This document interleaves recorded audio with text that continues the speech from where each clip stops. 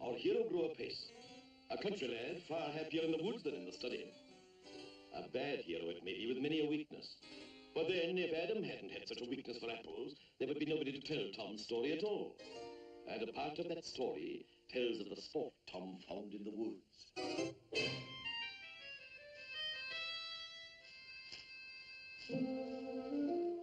Tom. You wicked dog. Molly, what are you doing here? I heard Father tell Mother you was coming.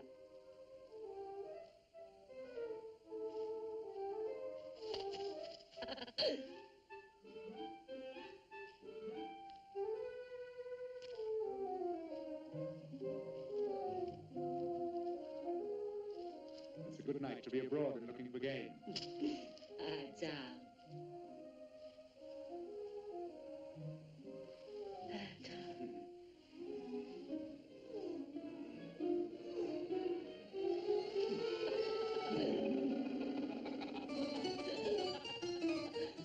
It shall be our custom to leave such scenes where taste, decorum, and the censor dictate.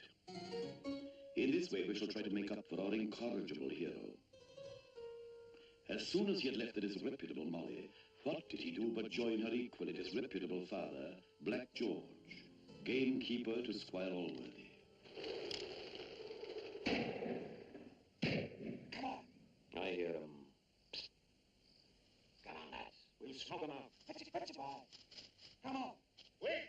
That's falling on Squire Western's ground. No, let's after it. Oh, I'll be warned for trespassing. It's our bird. Don't worry, Blackie. Come back. Come. Boy. Here, boy. Here, boy. Good. All right, you devils, I'll get you. I'll have your blood. Hello, Blackie. Let's give the old man a run for his money.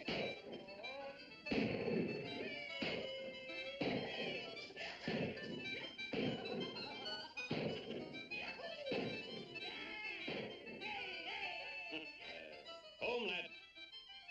I'll get him another night. I thought I'd lost you in the woods. Shortcut.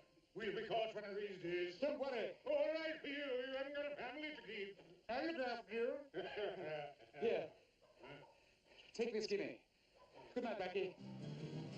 Our hero, alas, was always being exploited by villains like Black George. For a generous man is merely a fool in the eyes of a thief.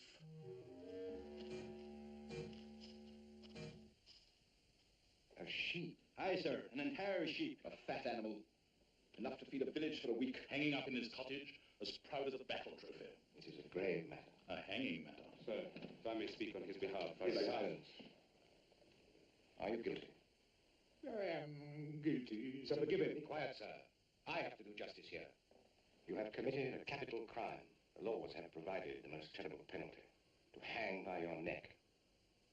But you have children. For their sake, I shall only dismiss you my service. May God have mercy on you. You're too lenient, Mr. Allworthy. Compassion is one thing, sir, but justice is another. Mr. Thwackum and Mr. Square were Tom's tutors. Over the years, they tried, with little success, to thrash into Tom a sense of virtue and religion. They had, however, a more apt pupil. Soon after Tom had been found, the Squire's sister Bridget married to Captain Blifil, and they had a son. This young man was quite different from Tom. He was sober, discreet, and pious beyond his age, and the whole neighborhood resounded in his praise. You have only taught Tom to laugh at whatever is decent and virtuous and right. I taught him religion. Mr. Thwackum, The word religion is as vague and uncertain as any in the English language. When I mention religion, I mean the Christian religion. Not only the Christian religion, but the Protestant religion. And not only the Protestant religion, but the Church of England. I fear that Tom is the embodiment of the old truth, that foundlings should be left to the parish. My dear tutors, I'm afraid neither of you can touch his bastard's heart. Neither indeed. But there was another who could.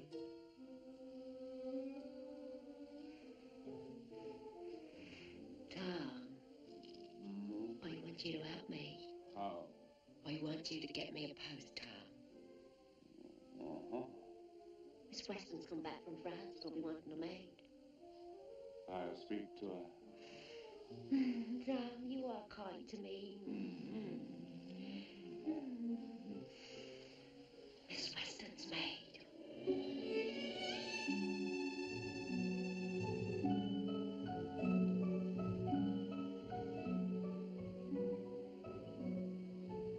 Sophie Western! Miss Western! Why, Tom Jones? I brought you a thrush! It's beautiful, Tom. How kind of you. 2 years is a long time. Did they teach you London ways and make a great lady of you? Most of the time I was in France. My aunt took me there. Hola, did you like France, Miss Western? Mais oui, monsieur. Je ne suis très bien amusée, merci. Pas bon. You haven't changed, Tom. You've grown, Sophie, grown more beautiful than ever. Doesn't he sing beautifully? I shall teach him some new songs. I doubt if an English bird can learn French songs, Miss Western. You'll see. Avignon, sur le pont d'Avignon, Your father asked us all to supper. I came early to ask if you could help Molly, Black George's daughter. Oh, yes, Father told me the story. He stole a sheep, didn't he? Black George is a poor man, with big hungry daughters to feed. Most hungry I can vouch for it. Well, I have a maid already, Tom, but I see if I can do anything. Good, good, good.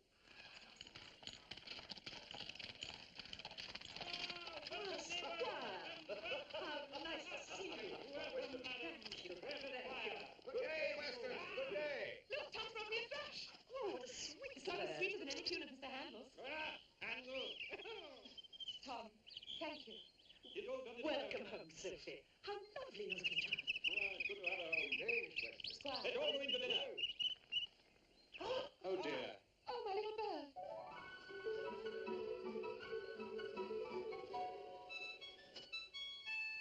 Don't worry, Sophie, I'll get it back for you. Tom, Good lad, Tom. be careful, Tom. Tom, take care. I will get it. Take care. I am sorry to cause you this distress, Miss Western. I did not think the bird would fly away, but still I cannot help observing that the idea of caged birds is against the laws of nature. Don't you agree, Mr. Squire? He's got him!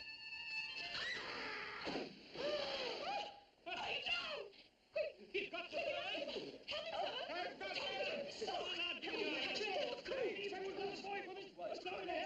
Serves him right. And you.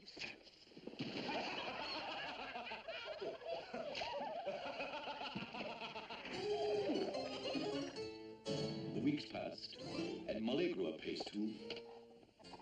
Ah, you lazy slut, you. Look at her with her belly on. I should ever live to see this day. You better have minded what the parson says and not harkened after men folks. Oh, she's the first one in this family ever to be a whore. Mother, you yourself was brought to bed with the sister there a week after you was married. Oh, but I'm only an honest woman now. But you have to be doing with gentlemen, don't you, you nasty slut, you? You know what you will have, don't you? You will have a bastard. And I can pay anybody to say that to me. My gentleman will look after me. Your gentleman? Ah, kind of gentleman. You gentleman.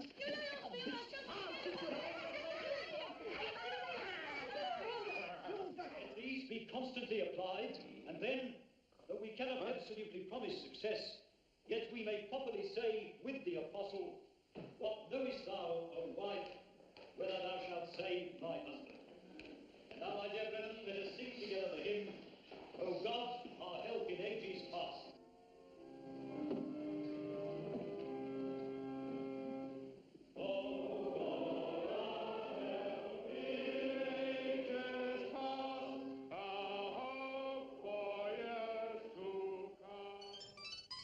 Let dogs delight to bark and bite, for God hath made them so. Let bears and lions growl and fight, for 'tis their nature too. But ladies, you should never let such angry passions rise. Your little hands were never made to tear each other's eyes. Let's get at her. Let's thrash her. No one likes her in this village. One of our mixed folk. Take that, you pussy.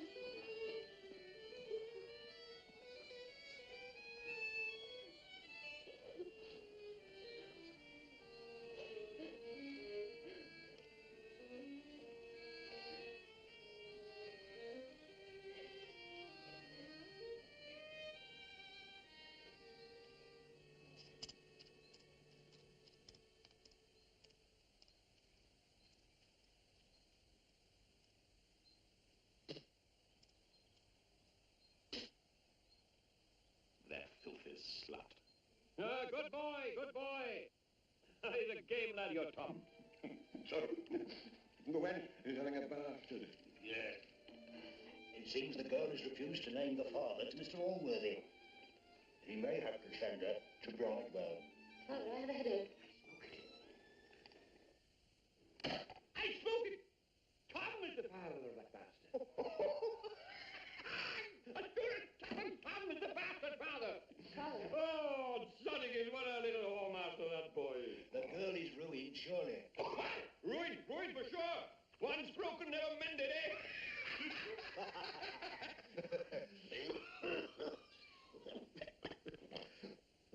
It'll do no harm. Sophie. She knows about Tom. you have no worse opinion of a young fellow for getting a bastard.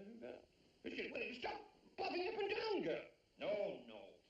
The women will like him the better for it, won't they? Get him, Sophie. Sing us one of your jolly songs.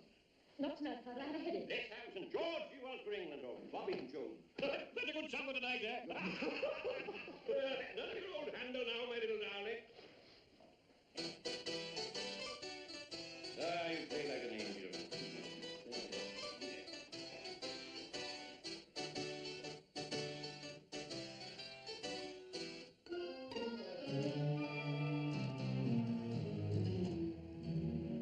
Molly's reputation was destroyed, and Tom's heart was heavy with remorse. Perhaps Mr. Square had been right, that the wicked are snared in the work of their own hands.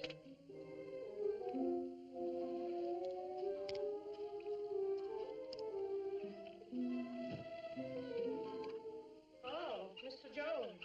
Where's Molly? Oh, she came right now. She's upstairs in bed.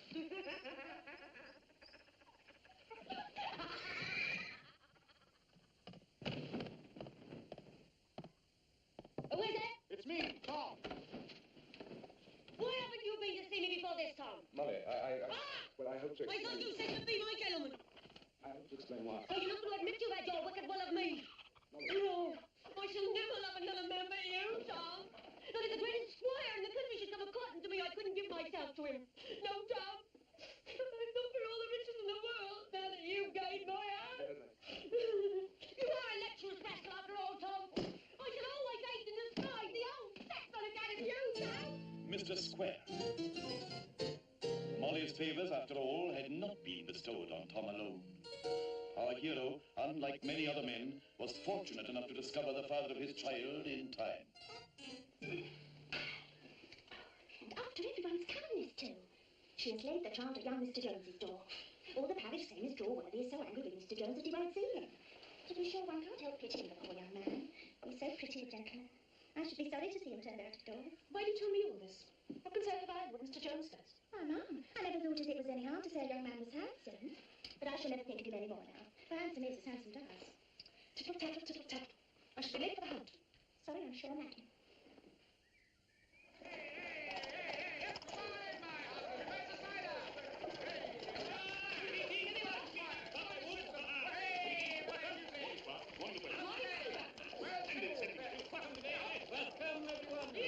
Morning, Western. Morning, magnificent. Beautiful weather. Oh, you brute. Good morning, everybody. Thank you, sir. You're getting no younger. I mean the horse, man. Get up, everyone. Everyone. Anything to eat? And drink. The church is always first with the bread and wine. Health to everyone.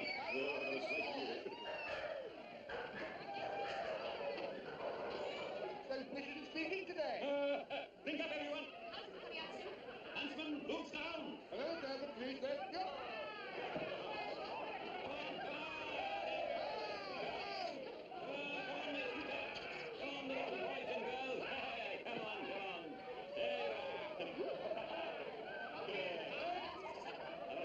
Inside you, boy, and you'll be ready for the kitten. Cheers, Squire. On, drink up, everyone. On, drink up. You're some Western brew for you, my girls. Squire, Squire, you try yourself. Everyone, good health and good hunting. Hey!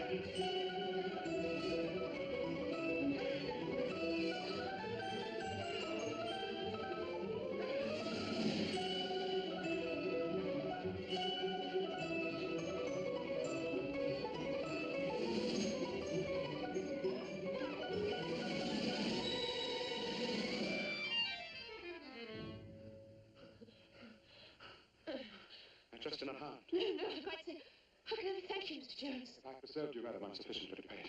I hope you're not hurt. If I have broke my arm, I consider it a trifle in comparison to what I feared on your account. Broken your arm? Oh, I'm afraid I have, madam. What? Here I have another to lead you home.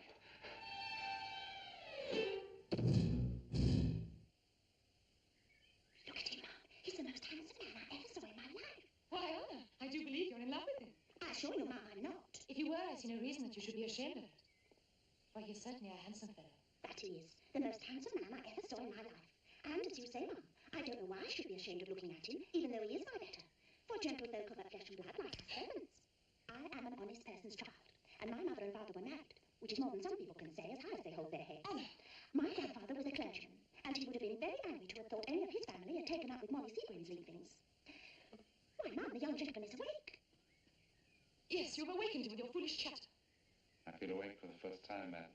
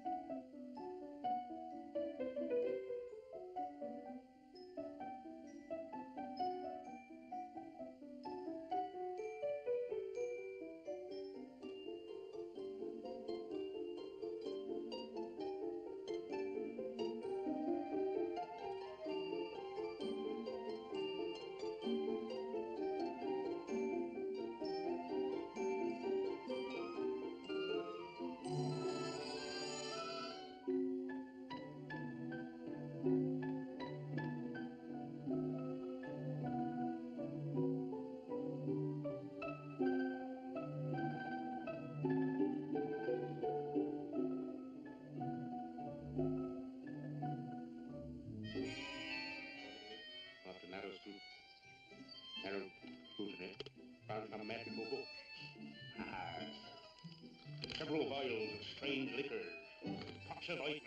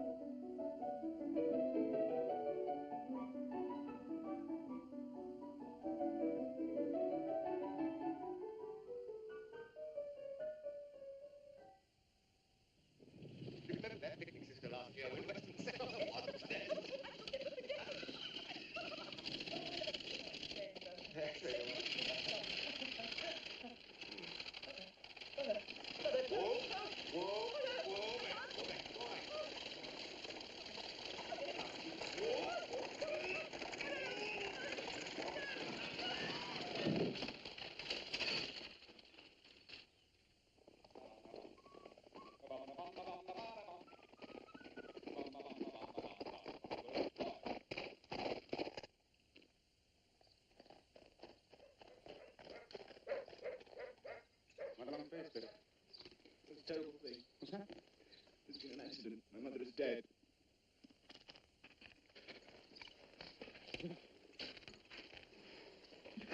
It's quite Allworthy. She's not expected to live. Fever has developed, and there's little hope. We can only pray. Something for which you have scant relish. For as much as it hath pleased Almighty God of his great mercy to take unto himself the soul of our dear sister here departed, we therefore commit her body to the ground, earth to earth, ashes to ashes, dust to dust, in sure and certain hope of the resurrection to eternal life through our Lord Jesus Christ. Amen. Amen. Well, there's another one gone.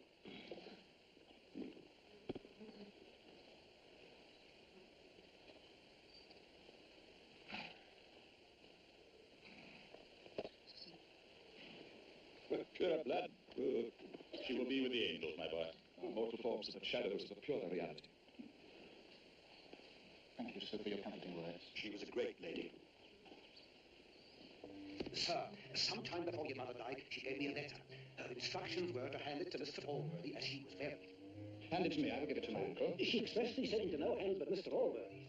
Lawyer Darling, if my uncle lives, he will need a new steward. I intend to recommend you. You are most kind, sir.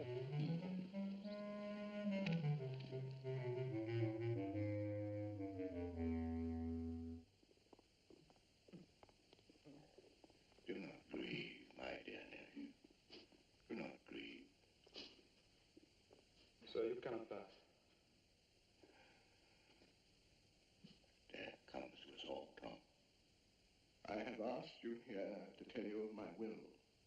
Nephew Blifil, I leave you heir to my whole estate with these exceptions. To you, my dear Tom, I have given an estate of £800 a year, together with £1,000 in ready money. I am convinced, my boy, that you have much goodness, generosity, and honor in your nature. If you will add prudence and religion to these, you must be happy. £1,000 I leave to you, Mr. Thwackum, and a like sum to you, Mr. Square, which I am convinced exceeds your desires as well as your wants. As for my servants, for Marjorie and James, £100. Praise the Lord even to death. And my life was drawing near to hell beneath. Mr. Allworthy is recovered! It's over! The fever's gone! He's sitting up! He's well again! The squire's recovered! It's over! It is not true that drink changes a man's character. It can reveal it more clearly. The squire's recovery brought joy to Tom, to his tutor's sheer disappointment. Sing, thick Thwackum, your bounties flow. You have good reason for your drunkenness, you beggarly bastard. He's provided well enough for you. Do you think any such consideration could weigh with me? Damn you, Thwackum! How dare you, sir? And damn me if I don't open another bottle. I shall sing you a ballad which I have entitled Sing, Thick Thwackum, Thy Bounty Has Flown. Sing, thick Thwackum, thy bounty's flown. You've lost all the money you thought that you'd own. Mr. Jones! This house is in mourning on account of the death of my dear mother. Sir, forgive me. The joy of Mr. Allworthy's I recovery. had the misfortune to know who my parents were. Consequently, I'm grieved by their loss. You rascal, do you dare to insult me?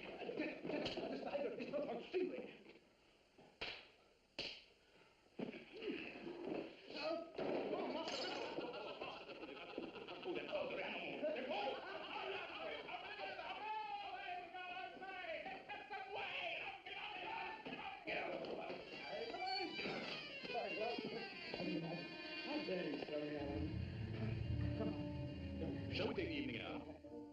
It is widely held that too much wine will dull a man's desire. Indeed it will, in a dull man. Sophia! Sophie! Carve a name on this tree. Tree, do you mind if I carve the name of my Squire? Yes, Squire.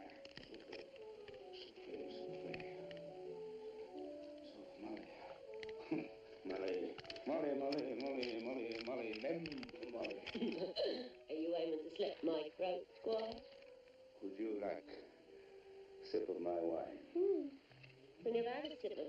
wonderful. We're very potent.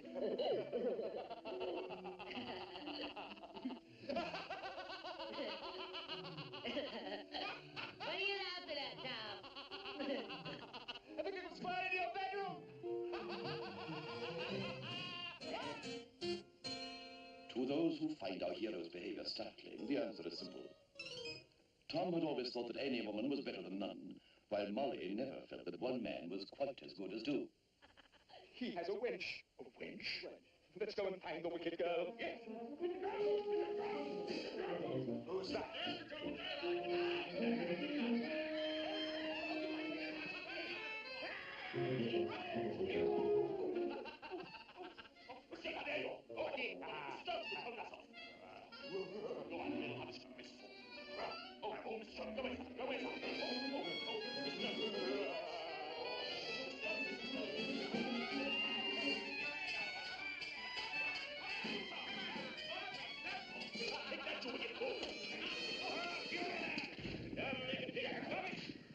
What's the matter with you? Damn naked figure! You over there! Oh, feet falling onto one. Oh, Sophie! Come, lad, see to Tom. He's in a devilish pickle, I promise you.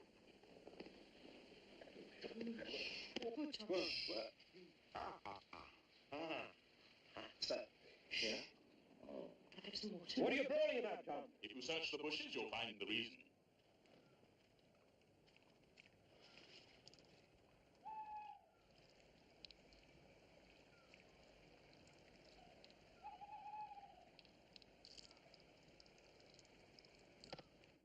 You just gonna stop you?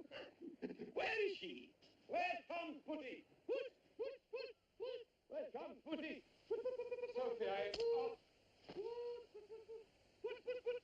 Sophie, Oh, my God, Sophie! Tom! There, come and sat with me. Gentlemen, let us make our peace over a bottle. I beg your pardon, sir, but it is no slight matter for a man of my character to be buffeted by a boy, just because I was trying to bring a wanton harlot to justice. The real fault lies with Mr. Allworthy and yourself, sir. If you would put the right laws into execution, you would soon rid the country of these vermin. I should rid the country of foxes. Come, you sup with me. Damn, if there's nothing I can give you, except my hounds and my favourite man. Away, Miss Love!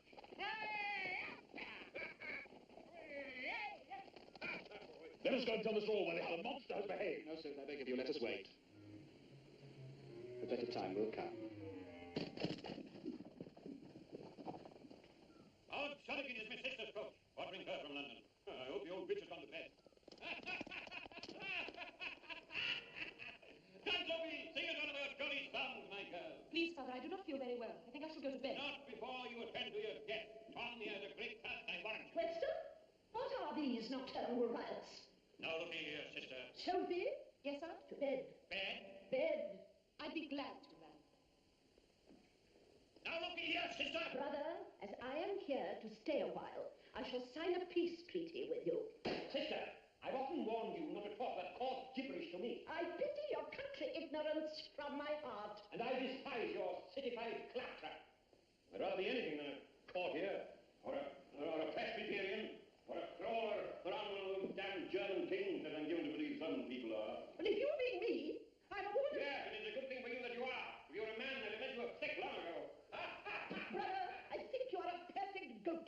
Good night, sir.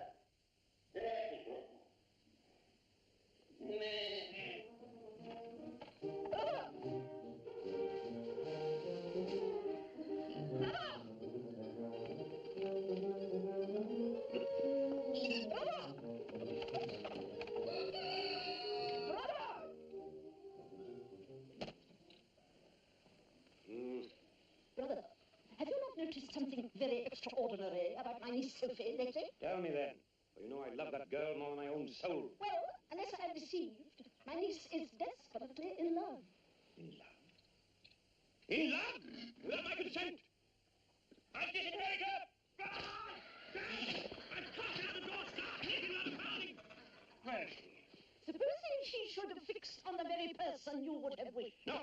No! She can love whom she pleases, but she'll marry the man I choose. But she has fixed on the very person you would have wished. What? What think you of Mr. Blifil? Well, who else could there be? In this rude country and society. Who else is of her class? nothing could lie hand there together, and all with his estates in mind. Come, sister. What do you advise me to do? I think you should propose the match to Mr. Allworthy immediately. I will propose it. Son of my horse! Well, nephew, how do you feel about this marriage between yourself and Sophie Western? I will do exactly as you wish, Uncle. Oh, come, sir. That is a cold answer when confronted by the prospect of so beautiful a young lady. My dear Uncle, I am well aware of the many pleasures of that noble institution, marriage. And I will gladly call upon the young lady at any time that she would be pleased to receive me. Good. You shall call upon her this very afternoon. Sophie, dear, what book is that you're reading? A sad one? You blush, my dear Sophie. I have no thoughts to be ashamed of. Now, Sophie, you know how I love you. You know the easiness of my nature. I've not always been like this. I used to be thought cruel, by the men, I mean.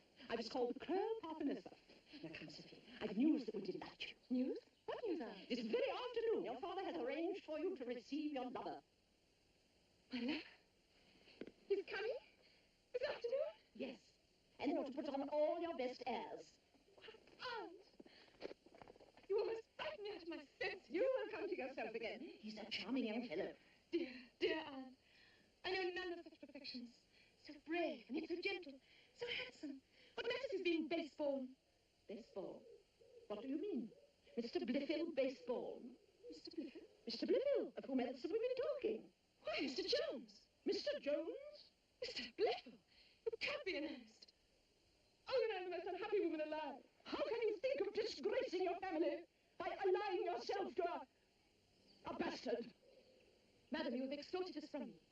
Whatever were my thoughts of that poor, unhappy Mr. Jones, I had intended to carry them to the grave. I would rather follow you to that grave than see you disgrace us by such a match. No! I will not marry that idiot! To force me to do so would be to kill me. Then die and be damned! Oh, damn me! What a misery it is to have daughters when a man has a good mare and dog. Come, that pig-headed hussy dares to refuse to marry Mr. Blifil and turn her penniless out of doors if she doesn't. Go to her, lad, and see what you can do.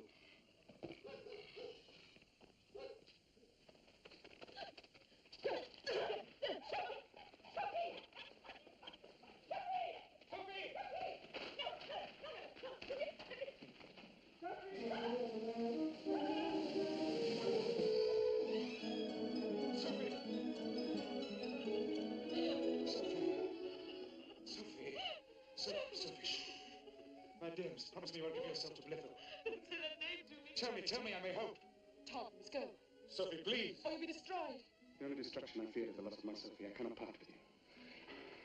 Can't I make you understand, you country clot? Come, John. John!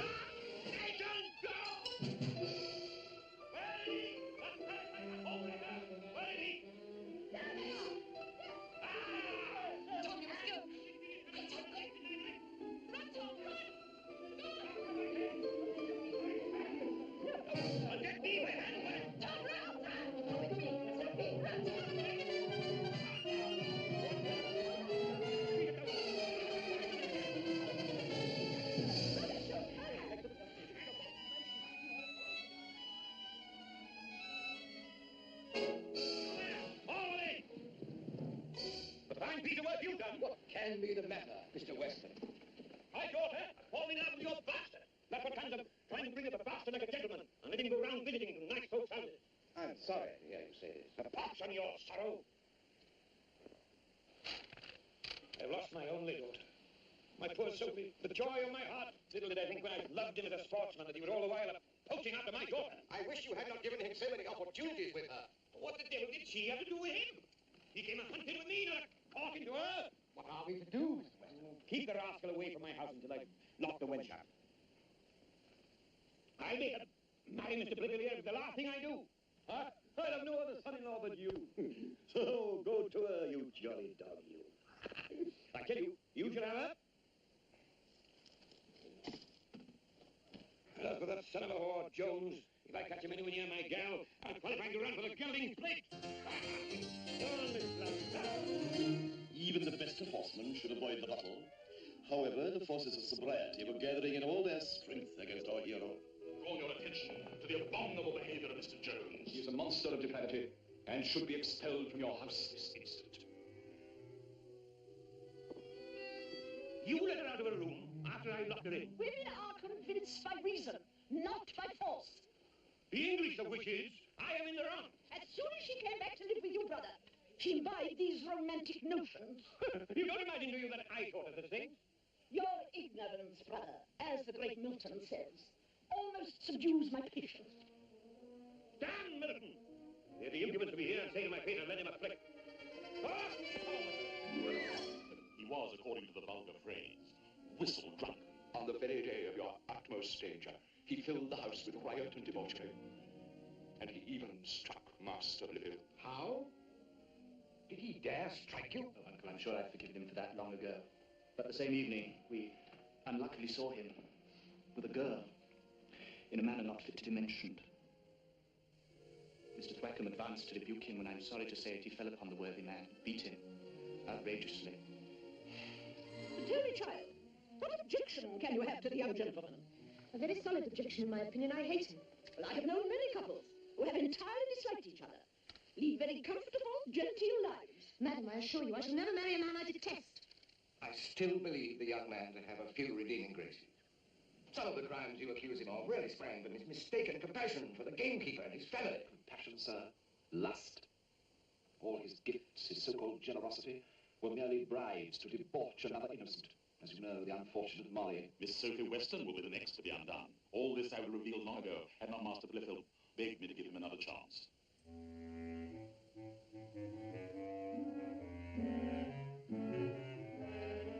Send him to me.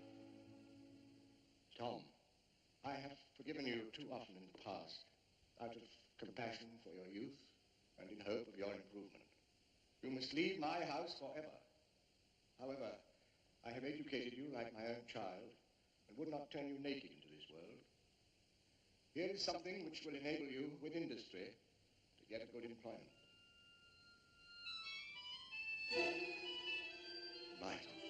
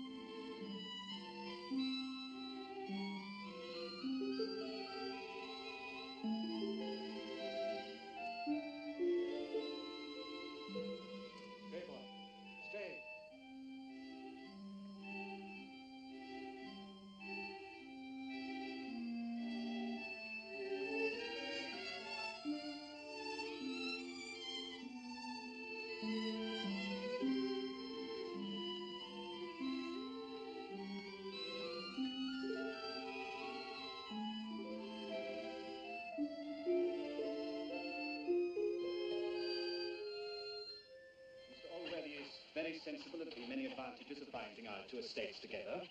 Indeed. I have not realized that Mr. Allworthy was so interested in questions of property. Oh, he is. And you? I?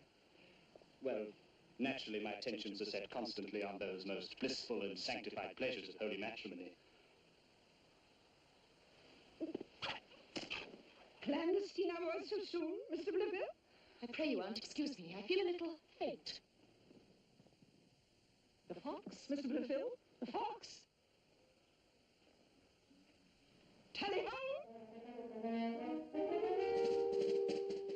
It is you who have taught her disobedience, brother. You are such a boor. Boor? I am no boor. No, nor that. Ah, more than Gothic ignorance. As for your manners, they deserve a cane. And yours I despise as much as I do a fox. And as for your niece, I'm going to lock her up in my tower this time. You do nothing of the sort. Oh, you must promise to keep your word. I can't, madam, I'm frightened. I can't. I'm frightened, madam. Got you, my girl! Come on! Come on! hero was now on the road to London. His first adventure was with a party of those men whose profligate ways could be conducted with safety only under the protection of red coats. Good day, gentlemen. May I ask which way you're heading? We're going north to fight for the Protestant cause. Against Prince Charles? Those damn Scots are already on the way to England. I've been walking all day and I'm very hungry. May I buy something to eat and drink? Right, give him some. Thank you, Sergeant. Good day, Captain. Good day. I perceive you're a gentleman. We shall be glad to welcome any such into our company. I'd be glad to march with you. Good. We shall be on the march in a short while.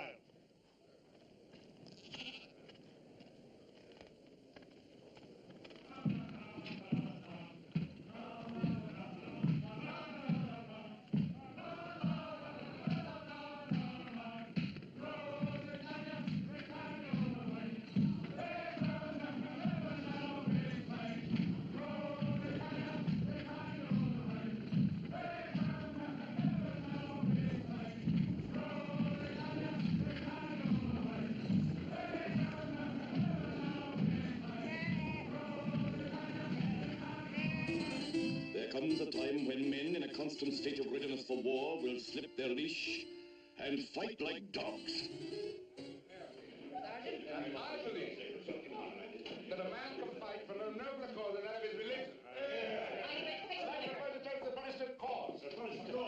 Smoke the bread out, Lord. Smoking. Sir, were you ever at the university? Sir, so far from having been at university, I was never at school. Me neither. I presume, sir, from the information of your great learning. Sir, it is as easy for a man not to have been at school and know something as it is for a man to have been at school and know nothing. Well said, young volunteer. Upon my word, Norrington, you'd better let him alone, or he'll prove too hard for you. Give us a toast, young fellow. Do not be scandalous, eh? I would like to propose a toast to the health and blessed name of Miss Sophie Western. Sophie Western. Sophie Western? I knew one Sophie Western. Was lain with by half the young fellows at Bath. Perhaps this is the same woman. Miss Western is a great lady of fashion and fortune.